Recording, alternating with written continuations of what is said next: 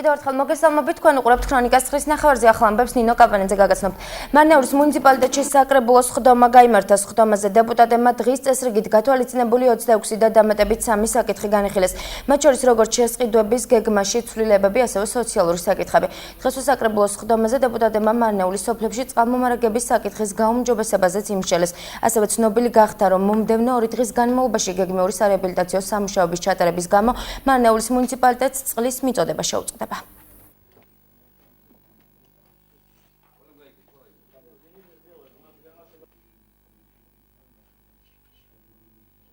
ხდომაზე იყო განხილული 26 საკითხი, დღის წესრიგით 26 საკითხი, დამატებით კიდევ იყო 3 საკითხი, რომელიც დეპუტატებმა განიხილეს და მივიღეს უყურე საკითხები სათანადოდ. მიდის მუშაობა სოფლის პროექტებზე, ესე იგი ყველა სოფლის თავმჯდომარეებიდან დაწყებული და ადგილებზე ჩატარდა სოფლის ხდომები, პროექტები შემოიტანეს, ჩვენ მაგის განხილვას ალბათ იქით კვირას დავჯდები და სულას განვიხილავ და მე ფული შემოდენა იქნება ცენტრალური ბიუჯეტიდან და დავიწყებთ იმ სოფლის პროექტებს.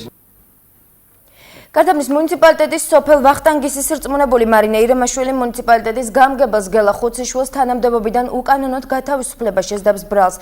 მისი განმარტებით ქართული ოცნების რაიონული ორგანიზაციის წევრები მას პირადი ინტერესების გამო ებრძვიან. ირემაშვილის მხარდასაჭერად გამგებელს დღეს ადგილობრივი მაცხოვრებლები შეხვდნენ. ხუციშვილი რწმუნებულის ბრალდებებს უარყოფს და აცხადებს, რომ მეტი გამჭვირვალობისთვის მუნიციპალიტეტის ყველა სოფლის ტერიტორიულ ორგანოს აუდიტი შეისწავლის და სწორედ ამის შემდეგ გახდება ცნობილი მარინე ირემაშვილი დატოვებს თუ არა დაკავებულ თანამდებობას.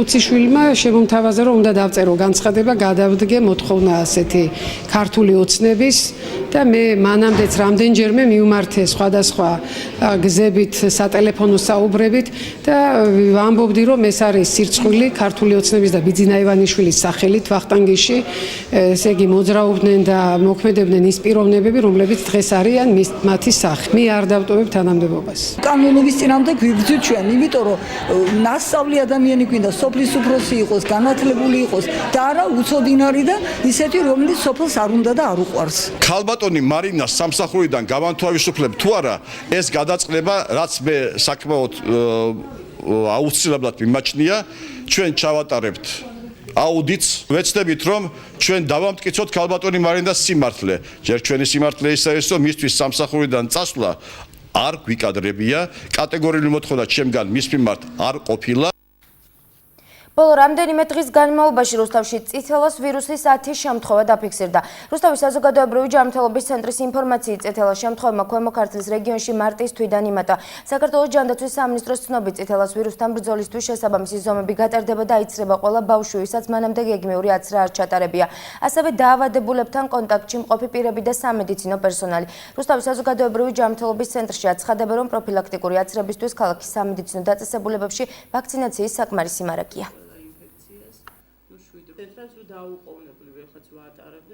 ქალაქ რუსთავში მარტის თვეში დაფიქსირდა წითელას 13 შემთხვევა.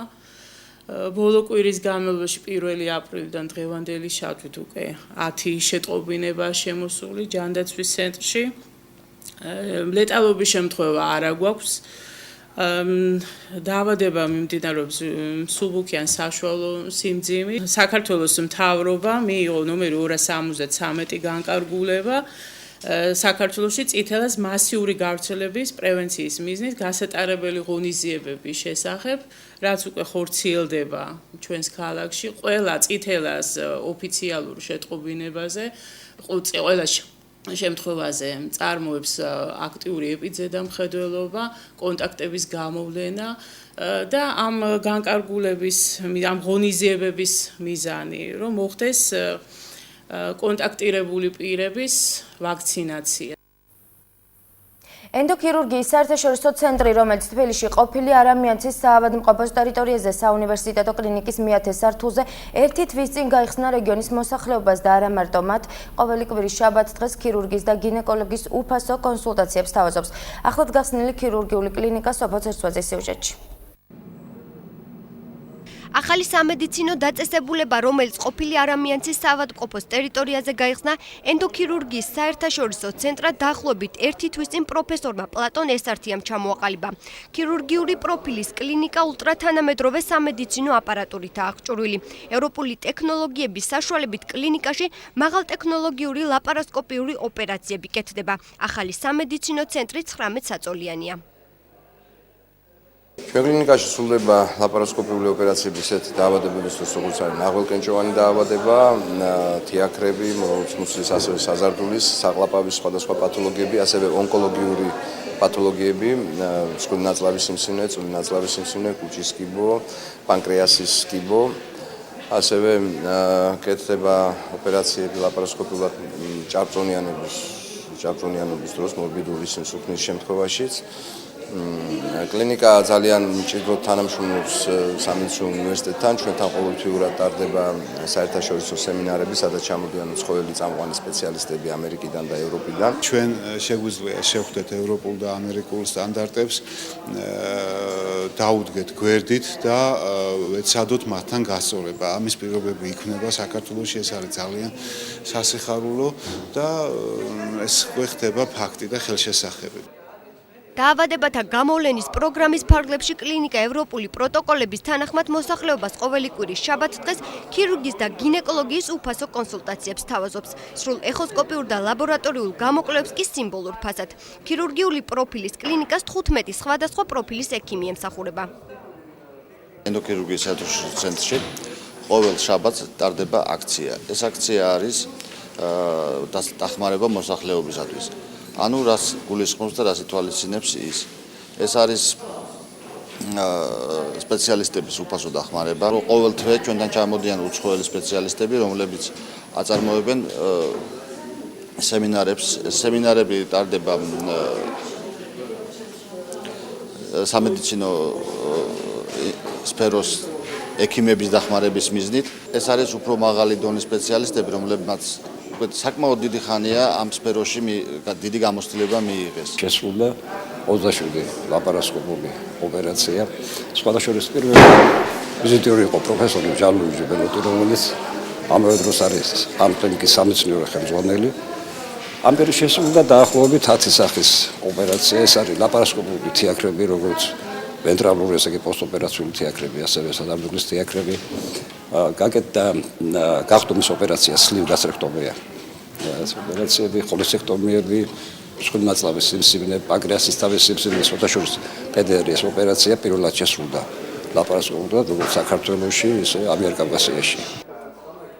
ენდოქირურგიის საერთაშორისო ცენტრის ხელმძღვანელობა სამედიცინო უნივერსიტეტთან ერთად ყოველთვიურად სამედიცინო დაწესებულებაში ევროპის და ამერიკის წამყვანი კლინიკებიდან ქირურგების მოწვევას გეგმავენ, რომლებიც ახლად გახსნილ კლინიკაში ექიმებისთვის პრაქტიკულ სემინარებს ჩაატარებენ. ამჟამად ქირურგიული პროფილის კლინიკა პარიზის ამერიკული ჰოსპიტალის ზოგადი და ლაპარასკოპიული დეპარტამენტის პროფესორს მასპინძლობს. რუსთავის ახალგაზრდული ცენტრის მიერ ინიცირებული პროექტი რუსთავის ახალგაზრდული ფორუმი დაიწყო. დღესვე პროექტში მონაწილე სტუდენტებმა და სკოლის მოსწავლეებმა ფორუმის ხელმძღვანელი აირჩიეს. წარდგენილი 4 კანდიდატიდან ახალგაზრდების მხარდაჭერა გიორგი ჭანტურიამ მოიპოვა. მომავალში გამართული ფორუმის ხდომები პროექტის მონაწილეებს მათთვის მნიშვნელოვანი იდეებისა და შეხედულებების გამოხატვის საშუალებას მისცემს.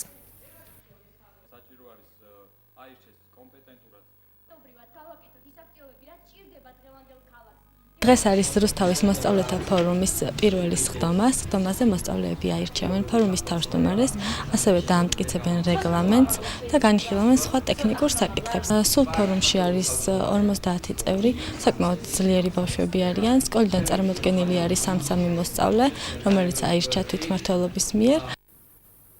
ქორეოგრაფიული ანსამბლი, რომელიც 22 საჯარო სკოლის ბაზაზე შეიქმნა 12 წლიანი ისტორიის მატარებელია. ორიონი დაარსებიდან 8 წლის შემდეგ მამა კახაბერის ლოცვა კურთხევით უკვე წმინდა 13 ასურელი მამის ეკლესიასთან არსებული ანსამბლის სახელით მოღვაწეობს. არის თუ არა ქორეოგრაფიული ანსამბლი ორიონი რუსთავის შემოქმედებითი ცხოვრების ფერხულში ჩაბმული, ნახეთ ნატა ღვთისავრიშვილის სიუჟეტში.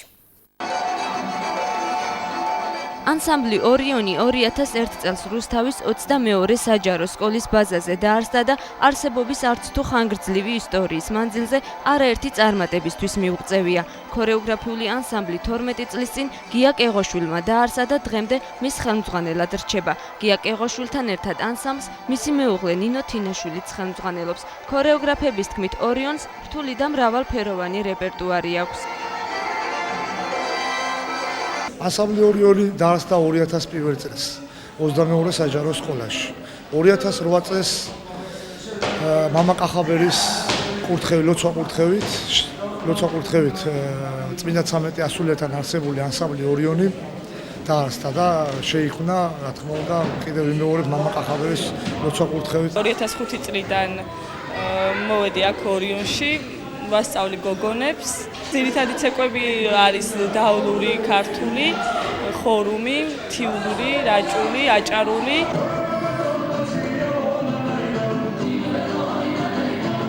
წლიანი ისტორიის განმავლობაში გია კეღოშვილის ანსამბლს არაერთ კონკურს ფესტივალში მიუღია მონაწილეობა. ორიონი ფოლკლორისა და საესტრადო ხელოვნების ახალგაზრდა შემსრულებელთა რესპუბლიკურ ფესტივალში ბრავო 2006-ში მონაწილეობისთვის ლაურეატის წოდებითა და ვერცხლის მედლებით დააჯილდოვეს. ანსამბლს წარმატებული გამოსვლა ჰქონდა ასევე ფესტივალ ოქროს მართვე 2006-ზე, სადაც ანსამბლის მოცეკვავეებს ღონისძიების ორგანიზატორებმა ლაურეატის წოდებასთან ერთად ოქროს მედლებიც გადასცეს. დიდი ტრადიციები აქვს უკვე დამკვიდრებული აქვს სახელი, ყველა ცნობს მათ მოცეკვავეებს, ქორეოგრაფს, ახალგაზრდული, ახალი სულის მატარებელი ანსამბლია. წლიდან წლამდე ყოველ წელს ამატებს თავის პროგრამას, ახალ ცეკვებს, ნერგავს ახალ ქართულ სულს და ცდილობს რომ სიახლე შეიტანოს ქართული ცეკვის ხელოვნებაში. 3 თვის უკან გადმოვედი ამ ანსამბლში, იმის გამო რომ არიან ძალიან კარგები, ცეკვავენ დიდი ხანია წარმატებით და კიდევ დიდი ხანი მინდა რომ გავაგრძელო ამ ანსამბლში მოღვაწეობა და მომავალში ვაპირებთ კონცერტს, სოლო კონცერტს. ჩვენ ბავშვები და ჩვენი ხელმძღვანელი ყველაფერს აკეთებს იმისათვის რომ რუსთავის წინაშე წავსდგეთ ძალიან კარგად.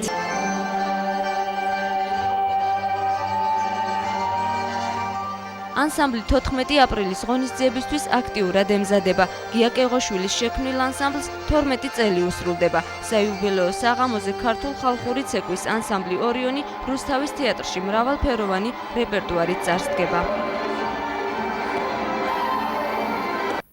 გაგაცნობთ განცხადებას თვითმმართველი ქალაქი რუსთავის მიერ რუსთავის თეატრის მმართველის და სამხატვრო ხელმძღვანელის თანამდებობაზე გამოცხადებული კონკურსის თარიღის ცვლილებასთან დაკავშირებით.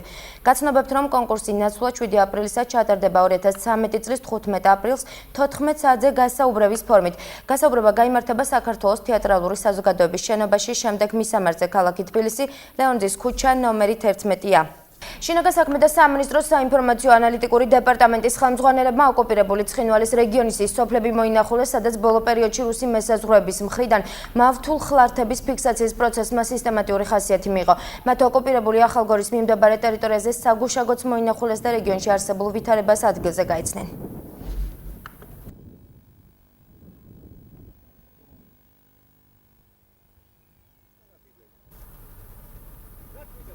ოკუპირებული ცხინვალის რეგიონის დე-ფაქტო ხელისუფლების წარმომადგენლებთან ინტენსიური მოლაპარაკების შედეგად უკანონოდ დაკავებული 6 მოქალაქე გათავისუფლდა. რუსმა სამხედროებმა ადმინისტრაციული საზღვრის უკანონო კვეთის ბრალდები დუშეთის და კასპიის რაიონის მაცხოვრებლების სოფელ ოძისის ტყეში დააკავეს. უკანონოდ დაკავებული მოქალაქეები ოკუპირებული ცხინვალის რეგიონის დე-ფაქტო წარმომადგენლებმა ბოლო 10 დღის განმავლობაში გაათავისუფლეს.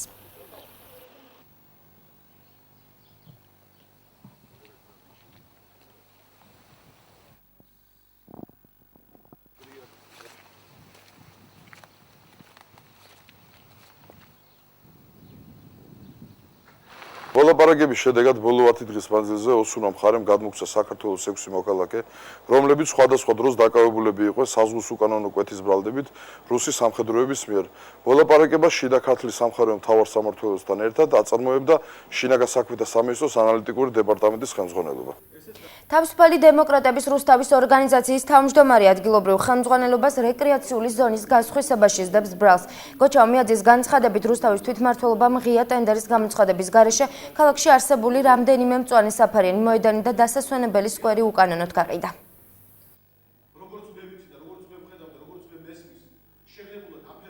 ქალაქის ხელმძღვანელობა ფაქტიურად უუნაროა ქალაქის მართვაში. ეს უუნაროობა გამოისახება იმაში, რომ ფაქტიურად რუსთავში ტოტალურად იყიდება გაზონების ადგილი, სკვერები იყიდება ტოტალურად, რეკრეაციული ზონები, სტადიონები და მე პირდაპირ ვიძახი, რომ ჩვენი საზრით ამის უკან დგას პირადად პრეზიდენტის წარმომადგენელი, პრეზიდენტის რწმუნებული ქვემოქართლში. ხვალ რუსთავის ფოლოდის სტადიონზე ქვემო ქართლის დერბი შედგება. რუსთავის მეტალურგის საქართველოს ეროვნული საფეხბურთო ჩემპიონატის უმაღლესი ლიგის 26-ე ტურის შეხვედრას ბოლნისის სიონის გუნდის წინააღმდეგ გამართავს. თამაში რუსთავის ფოლოდის სტადიონზე 16 საათზე გაიმართება. შეხვედრისთვის რუსთაველები მთელი კვირის განმავლობაში სრული დატვირთვით ემზადებოდნენ და საკუთარ ბაზაზე დღეში ორჯერად ვარჯიშებს გადიოდნენ. აღსანიშნავია, რომ გუნდთან ერთად სრული დატვირთვით ვარჯიშ ლაშა ჯაფარიძე შეუდგა რუსთაველთა მცველს, ტრავმა აწუხებდა და რამდენიმე თამაშის გამოტოვება მოუხდა. ასევე ვარჯიშს შეუდგა გიორგი მიქაბერიძეც, რაც შეეხებათ ლევან კორღალიძეს და რევაზ გეწაძეს, ისინი გუნდს უახლოეს მომავალში შეუერთდებიან. და რაც შეეხება ამინდის პროგნოზს, სინოპტიკოსები ხვალ ქვეყნის მთელ ტერიტორიაზე კვლავ უნალექო ამინდებს პროგნოზირებენ. მზიანი ამინდი შენარჩუნდება ქვემო ქართლშიც, არის ტემპერატურა კი იქნება. წალკაში დღისით +15, თეთრწყაროში დღისით 17, ხოლო ღამით 6 გრადუსი სითბო. 14 გრადუსამდე გათბება ჰაერით-მანიში, ბოლნისში მოსალოდნელია დღისით 22, ღამით ტემპერატურა 7 გრადუსი იქნება, მარნეულში დღისით 21, ღამით +9. 21 გრადუსს ვარაუდობენ სინოპტიკოსები, თბილისში ღამით 9 გრადუსი, გარდამაში ასევე 22 გრადუსი დაფიქსირდება, ჩვენს ქალაქში ასევე 22 გრადუსი, ხოლო ღამით ტემპერატურა 8 გრადუსამდე დაიწევს.